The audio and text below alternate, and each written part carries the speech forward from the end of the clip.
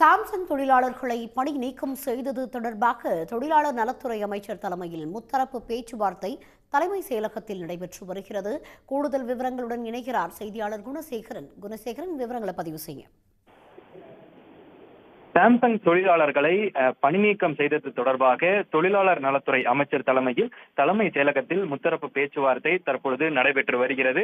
சுமார் ஒரு மணி நேரத்திற்கு மேலாக தலைமைச் செயலகத்தில் இன்றைய தினம் இந்த முத்தரப்பு பேச்சுவார்த்தை நடைபெற்று வருகிறது. அதிலும் குறிப்பாக இந்த சாம்சங் நிறுவனத்தில் தொழிற்சங்கம் அமைக்க வேண்டும் என போராட்டத்தில் ஈடுபட்ட 25 தொழிலாளர்களை சாம்சங் நிறுவனம் பணி நீக்கம் செய்திருந்தது.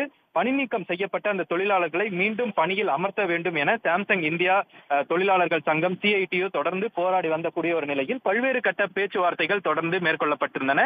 அதிலும் குறிப்பாக இதற்கு முன்னதாக 2 முறை அமைச்சர் தலைமையிலும் அதே போன்று தொழிலாளர் நலத்துறை ஆணையர் உள்ளிட்ட உயர் அதிகாரிகள் தலைமையிலும் பல கட்ட பேச்சுவார்த்தைகள் நடைபெற்றிருந்த நிலையில் இன்றைய தினம் கடந்த 3 மாதங்களுக்கு பிறகு தொடர்ந்து நடைபெற்று வரக்கூடிய இந்த பணி நீக்கம் செய்யப்பட்ட தொழிலாளர்களை மீண்டும் பணிக்கு எடுக்கவில்லை என்பது இந்த சாம்சங் நிறுவன அந்த தொழிற்சங்கத்தினுடைய கோரிக்கையாக இருந்து வரக்கூடிய ஒரு நிலையில் இன்றைய தினம் மீண்டும் பணியில் சேர்க்க வேண்டும் என்பது குறித்து அமைச்சர் மற்றும் துறையினுடைய செயலாளர், அதாவது தொழிலாளர் நலத்துறை அமைச்சர் CV கணேசன், தொழிலாளர் நலத்துறையினுடைய செயலாளர், அதே போன்று சாம்சங் நிறுவனத்தினுடைய உயர் அதிகாரிகள் மற்றும் இந்த தொழிற்சங்க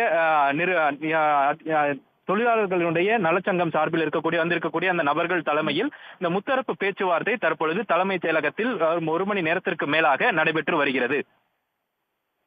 தகவல்களுக்கு நன்றி குணசேகரன். உடனுக்குடன் செய்திகளை தெரிந்து கொள்ள சன் நியூஸ் பெல் ஐகானை கிளிக் பண்ணுங்க.